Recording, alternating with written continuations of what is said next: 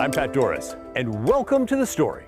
We're starting tonight at PGE's new operations center because we're talking about wildfire and weather, and when the utility will make the decision whether or not to cut off our power as the summer storms come through. It's something we never used to have to worry about here in the Northwest, but the times are changing. In September of 2022, Portland General Electric shut off the power for 37,000 customers across Oregon, including many in Portland's West Hills. It happened as a dry, hot windstorm approached.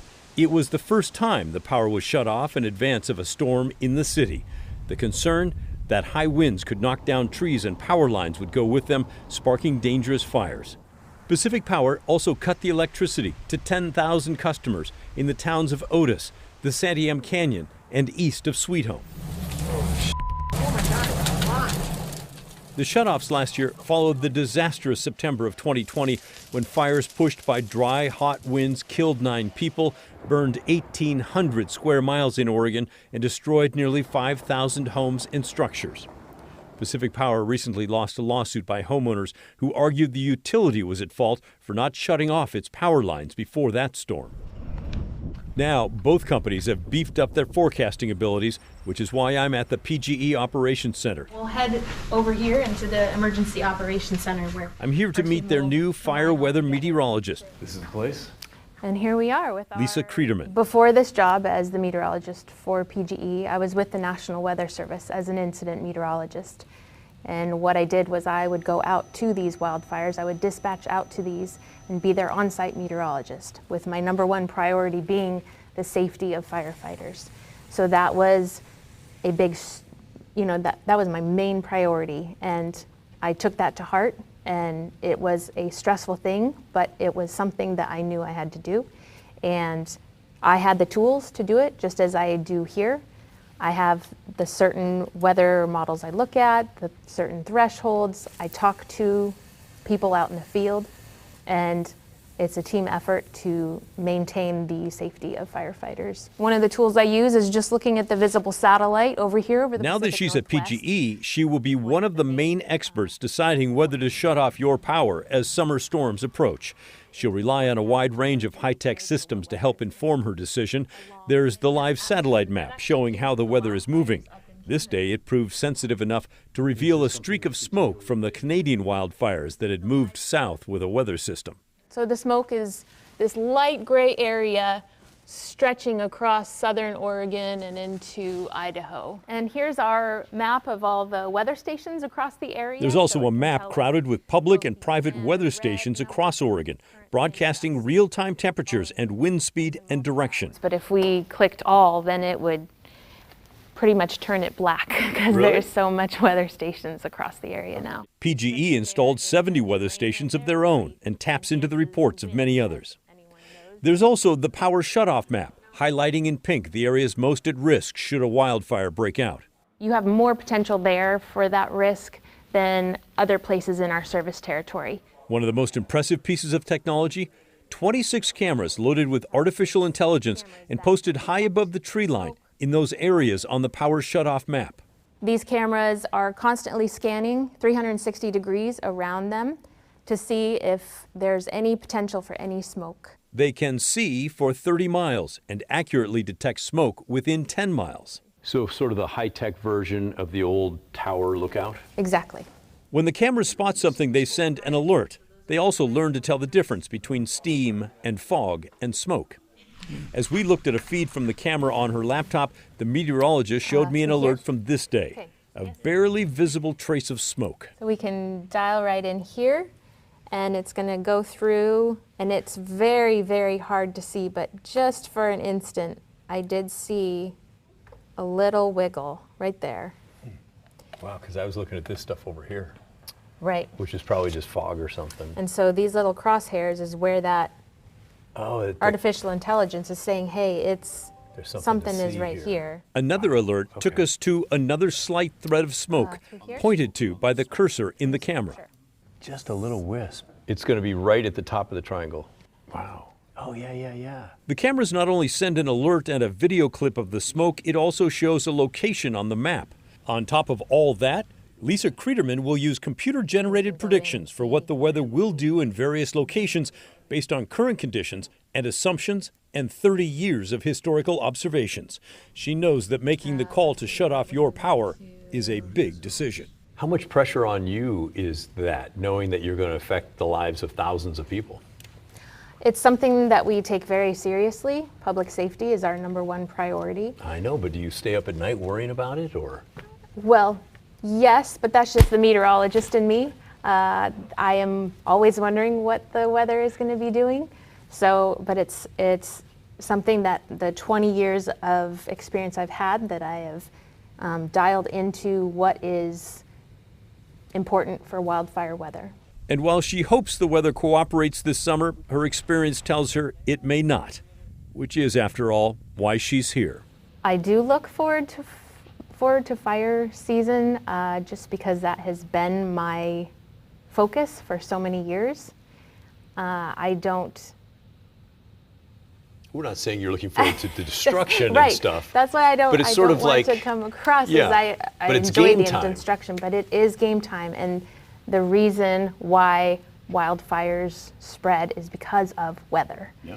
So it's nice to understand and watch as it evolves what happens to these fires and what that weather pattern is doing and what was the meteorological feature that really got certain fires going and some others not. That was a super interesting interview. By the way, PGE said its special cameras have already played a big role. Last year, there was a wildfire near Hague Lake, west of Portland. PGE says its AI cameras spotted it and gave crews a 2-hour head start on attacking that fire. So that's Portland General Electric. What about Pacific Power? What are they up to?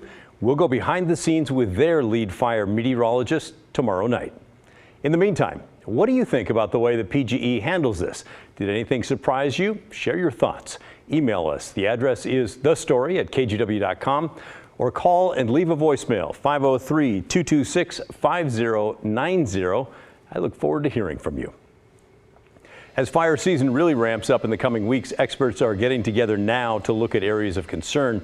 On Friday, for example, the Fire Weather Program Manager for U.S. Fish and Wildlife held a conference with the Bureau of Land Management, Forest Service, the Bureau of Indian Affairs, and the Oregon Department of Forestry.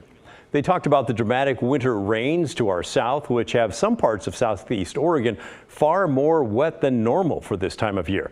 But much of the rest of our region has been really dry. Combine that with the return of El Nino weather patterns, and experts say parts of Oregon and all of Washington could be in for a warmer, drier start to this summer. That is not good news for fire conditions. I'm putting all of Washington into above average potential for large costly fires as we move into the heat of July when fire season really kicks in. I'm also going to include southeast Oregon and northwest Oregon. So what this graphic is saying is that these areas are probably the prime regions with those optimum combinations of windy, dry conditions, high fire danger, and ignitions all come together at the same time at the same place.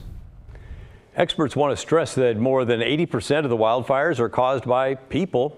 So being safe about things like putting out campfires, disposing of cigarette butts, and using fireworks can really help ensure that we don't cause more damage to an ecosystem that's often ripe for fires to spread. Now, let's get back to a piece of technology we showed you a few minutes ago to help PGE crews detect fires. This artificial intelligence that I described as the high-tech version of a tower lookout. Well, it's a term that's quickly become commonplace in society today, often just called AI.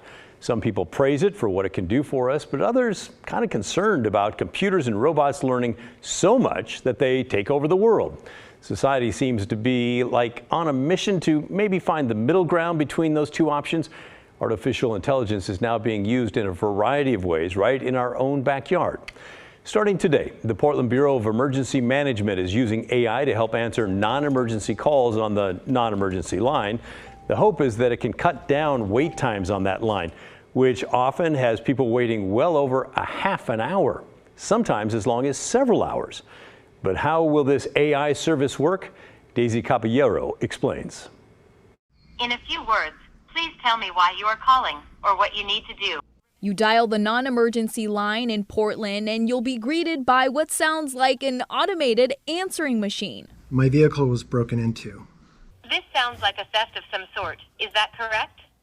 Yes. That right there is the AI talking. It'll ask about your issue, like a car break-in, for example. Then you'll be presented with a series of yes or no questions, followed by other questions like, To get you to the right resource, I need to know the location where this happened. From there, the system will take in all your information and send you a text with links to submit a police report if it sees fit.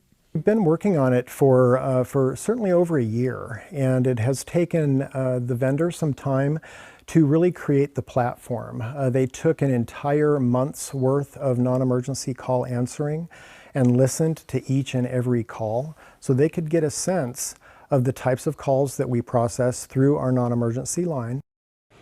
Hopefully that makes things faster. Before today, dispatchers were answering both 911 and non-emergency calls. And of course, 911 calls take priority, but that also led to those horrendous non-emergency wait times. Artificial intelligence is also being used for things like pothole repair. Of course, it's not actually doing any of the patchwork, at least not yet, but it is helping crews map out potholes in Oregon City, allowing them to work smarter as they fix those sources of suffering on the roads. The first of its kind program in the state puts a special camera on the front of a street sweeper. Public Works crews in Oregon City call it the City Rover. It actively scans the road for holes, and then it gives crews nearly every detail they need to fix it. The Rover device gives you the address, the street address of the location of the pothole, gives you a picture, the date and time that it was taken, and then a street view, Google Maps street view of whereabouts it is, and even a QR code so that you can scan it on your phone. It can tell you exactly where that picture was taken. Interesting. The Public Works Director says crews often have 50 to 100 potholes to fix every day. The City Rover helps them create more efficient routes in order to fill more potholes in a single day. From public safety to our roads to now airwaves, artificial intelligence is creeping into so many parts of our lives you may not even notice it. A Portland radio station recently debuted an AI DJ. If you listen to Live 95.5, listen for AI Ashley next time you tune in. Today I go from just Ashley to AI Ashley on Live 95.5. So let's see how close the AI sounds to me. Today I go from just Ashley to AI Ashley on Live 95.5. Let's see how close the AI sounds to me. Hey Portland, it's AI Ashley on Live 95.5. Oh, that's a little spooky, I think. We're told it took months to develop AI Ashley. The main driver behind the idea is that the human DJ is actually based in Michigan, so she can't really update Portlanders on major news in our area at any time of day. But AI Ashley can do that. Live 95.5 content director Dylan Salisbury says the goal is not to replace human Ashley as a DJ, but to use the AI version as sort of an alter ego. We really like the idea of kind of an angel and devil, an Eminem and Slim Shady kind of dynamic between the two. Of course, jobs are the big worry for people when it comes to artificial intelligence. Some industry experts estimate 300 million jobs worldwide could be wiped out with AI. The trick probably is figuring out how to work alongside AI to reap its benefits but limit its negative side effects like job loss. AI is already changing how many people work. A computer engineering professor at Portland State says the tech should be embraced, but with more regulation. It's a tool for me, and I think it's a bit like a hammer, right? You can use it for good or for bad. The White House released a national artificial intelligence plan in May. It says an expansive AI research and development program is needed to ensure AI is used ethically and legally. So, what do you think about the rise of artificial intelligence? Do you fall on this as amazing and should be used elsewhere? You fall on that side of the argument? Or are you more like, we need to be careful with this? Let us know, will you? Send us an email. The address is thestory@kgw.com, or call and leave a voicemail, 503-226-5090. Coming up next on The Story, there's one thing you can say for sure about this year's legislative session in Oregon. It was certainly memorable. Lawmakers wrapped up late Sunday afternoon. We'll highlight some of the bills that will impact you the most, then now await the governor's signature. That all happens when the story returns.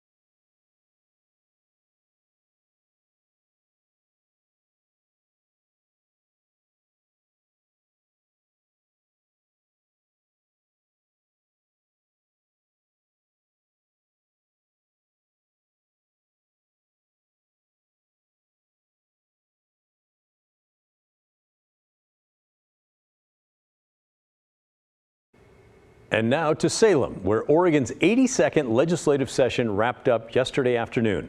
What a ride it was.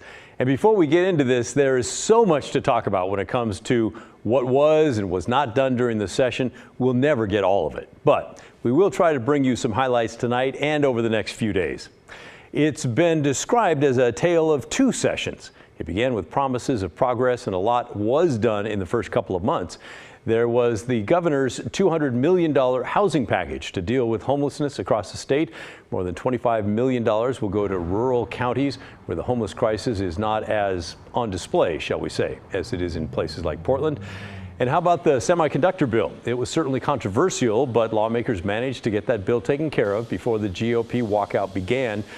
It gives local companies a shot at over $200 million to develop projects, then could qualify for a bite of the $52 billion in federal semiconductor money that's now available.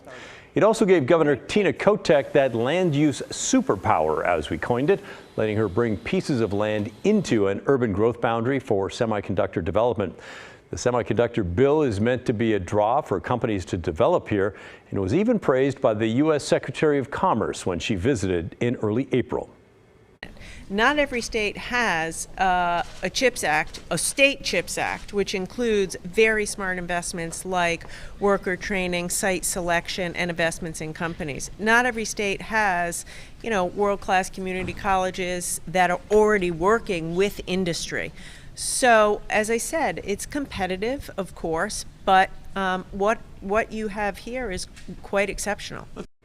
Although still no promises of big money from the federal government yet, but we're waiting. After those legislative wins for the governor, there was disaster. On May 3rd, Senate Republicans walked out, denying a quorum in that chamber, meaning that nothing could be done. We've covered the walkout extensively, so we're not going to get into all that here all over again. But after 6 weeks and some major concessions from Democrats on bills they previously said they would not change, Republicans did go back to the Senate. It allowed a flurry of bills to be passed before the final gavel yesterday afternoon. Here are some post-walkout highlights passed by the legislature that are now waiting for the governor's signature. A record investment in K-12 schools, $10.2 billion. That's $700 million more than the current service levels. A funding plan for the new I-5 bridge. That'll be $250 million in bonds from each of the next 4 bienniums.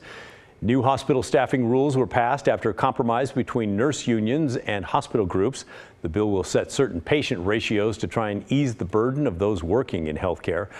And lawmakers want voters to decide on several issues in the ballot in 2024. Should Oregon adopt ranked choice voting instead of voting for a single candidate? Should the state establish a commission to set salaries for elected officials and likely give them a raise? And should the legislature have the power to impeach statewide officials, including the governor? Oregon is the only state in the nation right now where that cannot happen.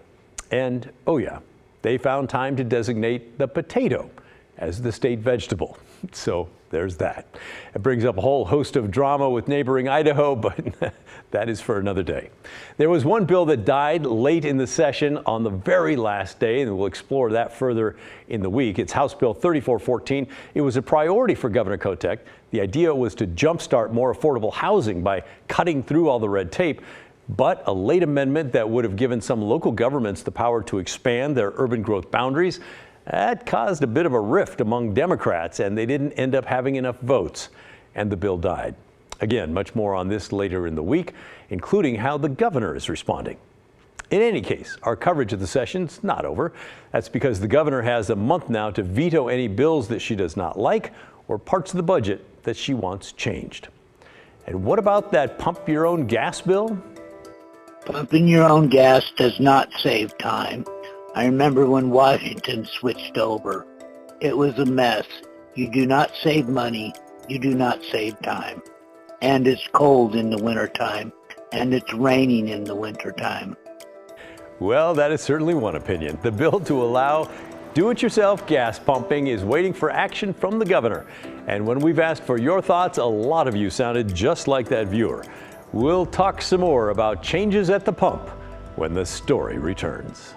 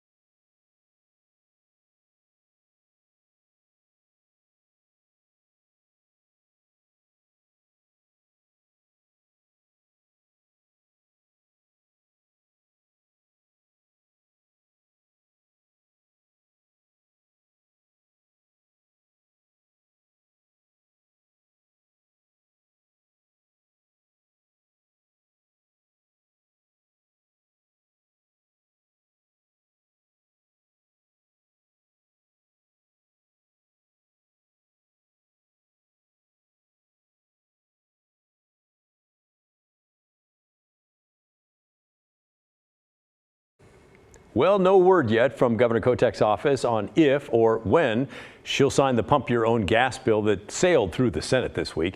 If she does sign it, though, it'll be the first time since 1951 that Oregon law will allow you and me, all kinds of people across the state, to fuel up on their own.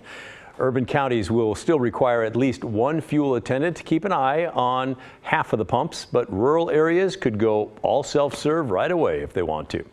Here are some fun facts from 1951 to highlight just how long it's been since Oregon had attendants to fill up your tank.